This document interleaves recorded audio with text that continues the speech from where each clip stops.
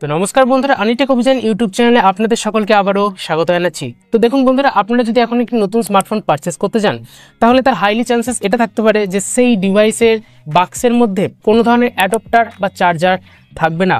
কারণ according to brand যে তারা এনভায়রনমেন্ট ফ্রেন্ডলি করছে, বক্সটাকে একটু কম্প্যাক্ট বানানোর চেষ্টা করছে, হালকা পাতলা বানানোর চেষ্টা করছে, অর্থাৎ ইকো ফ্রেন্ডলি এনভায়রনমেন্ট তারা তৈরি করার জন্য এই ধরনের প্যাকেজিং করছে। আর সেই কারণে তাদেরকে না চাইতেও অ্যাডাপ্টারকে বাদ দিতে হচ্ছে। এটা তাদের অফিসিয়াল স্টেটমেন্ট, এরকমটা জানা যায় না। এরকম না হয় যে ভবিষ্যতে তারা স্মার্টফোন দিতেই ভুলে যায়।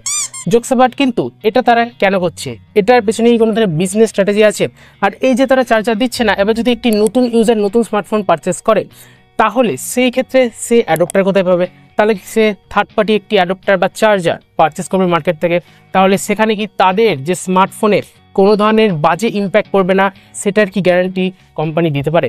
সব বিষয়ে আলোচনা করবো। তো চলুন আর সময় নষ্ট করে তাড়াতাড়ি ভিডিওটি শুরু করা যাক। দেখুন, এটা জানতে হলে আমাদের একটু আগে যেতে হবে, যেখানে নর্মাল অ্যাডাপ্টার আগে পাওয়া যেত। অর্থাৎ আপনাদের মনে থাকবে যে যেখানে নোকিয়া বা স্যামসাংয়ের মতো কিপ্যাড ডিভাইস থাকতো, বা 2014 থেকে 15 সালে যে সমস্ত স্মার্টফোন বেরিয়েছে রেডমি, শাওমি, স্যামসুংয়ের, আর সেখানে যে সমস্ত অ্যাডাপ্টার আগে দেওয়া ছিল সেটা নর্মাল অ্যাডাপ্টার ছিল, অর্থাৎ 5 ভোল্ট 2 অ্যাম্পিয়ারের অর্থাৎ 10 ওয়াটের চার্জার আপনারা বলতে পারেন। কিন্তু আপনারা হয়তো আমার কথা শুনে হাসবেন। দেখুন, এখন কিন্তু অ্যাডাপ্টার স্মার্ট হয়ে গেছে, অর্থাৎ স্মার্ট অ্যাডাপ্টার হয়ে গেছে। সেই কারণে দেখুন, প্রত্যেকটা কোম্পানি তাদের একটি নতুন অ্যাডাপ্টারের পেটেন্ট নিয়ে এসেছে। অর্থাৎ আমি যদি ভুল না করে থাকি, ওপো বলে ভোক চার্জার, তার সাথে আছে ড্যাশ চার্জার, র্যাপ চার্জার আছে, হাইপার চার্জার আছে, অর্থাৎ কত কি আছে। আর এই সব নামগুলি প্রত্যেকটা কোম্পানি পেটেন্ট করে রেখেছে। অর্থাৎ এখান থেকে জানা যায় একটি স্মার্ট টেকনোলজি চার্জারের মধ্যে ইমপ্লিমেন্ট করা হচ্ছে, আর সেটা ভুলও নয়। দেখুন, এখন দেখবেন যে সমস্ত অ্যাডাপ্টার দেওয়া হচ্ছে সেটা অনেক মোটা মোটা, অর্থাৎ ব্রিক ইটের মতো হয়। সেটা কারণ কি? দেখুন, সেখানে প্রচুর চিপ আছে, মাইক্রো কন্ট্রোলার কিন্তু লাগানো থাকে, যেটি স্মার্টফোনে যে সফটওয়্যার রয়েছে সেটার সাথে কানেক্ট করার চেষ্টা করবে। আর অ্যাডাপ্টার এটা দেখার চেষ্টা করবে যে এই অ্যাডাপ্টারটি ওই স্মার্টফোনের সাথে কম্প্যাটেবল কিনা।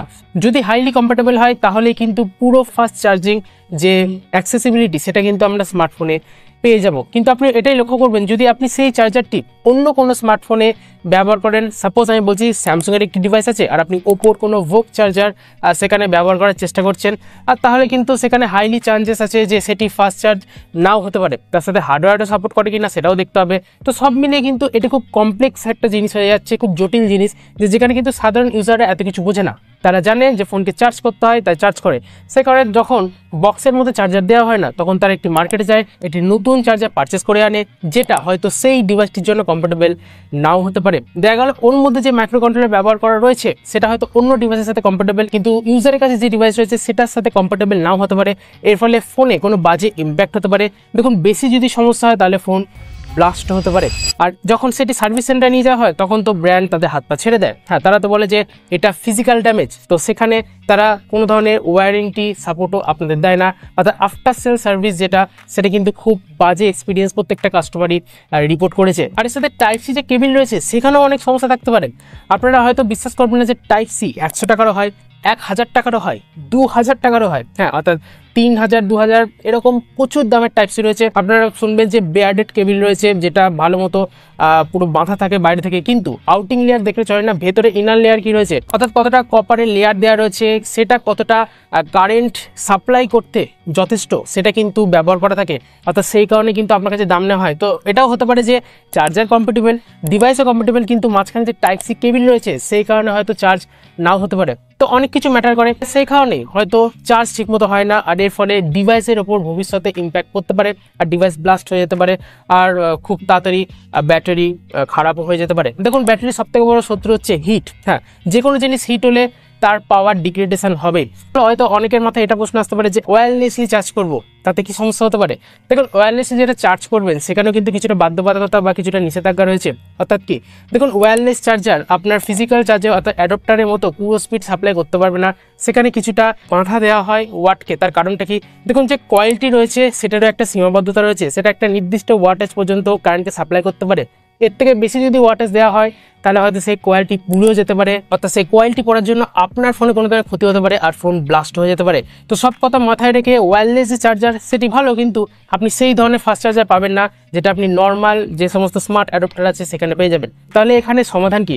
দেখুন, আমার মনে হয় যে এটি একটি বিজনেস স্ট্র্যাটেজি, যে তারা চাইছে যে তাদের অ্যাডাপ্টার আলাদা বা সেপারেটলি আপনারা পারচেস করুন। কিন্তু আমার মনে হয় এটা যদি তারা করেও থাকে সেখানে তো আমরা কিছু করতে পারবো না, কিন্তু আরও যদি বেশি টাকা নেয় তার সত্ত্বেও সেই বক্সের মধ্যেই চার্জারকে ইমপ্লিমেন্ট করা উচিত, যাতে ইউজার সঠিক সেই ডিভাইসটির জন্য একটি চার্জার পেতে পারে।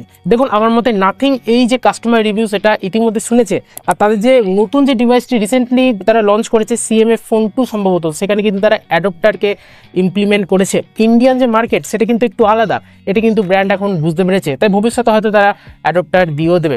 তাই আপনার ফোনের কোন ডিভাইস রয়েছে, কোন মডেল রয়েছে সেটা দেখে নিন, সেই মডেল অনুযায়ী যে অফিসিয়াল চার্জার সেটি আপনি পারচেস করুন, সেটাই বেটার হবে আপনার ফোনকে হেলদি কন্ডিশনে রাখার জন্য। আর এর সাথে ভিডিওটি আপনাদের এই পর্যন্তই ছিল। ভিডিও সম্পর্কিত কোনো মতামত বক্তব্য থাকলে নিচের কমেন্ট সেকশনে লিখে জানাতে পারেন।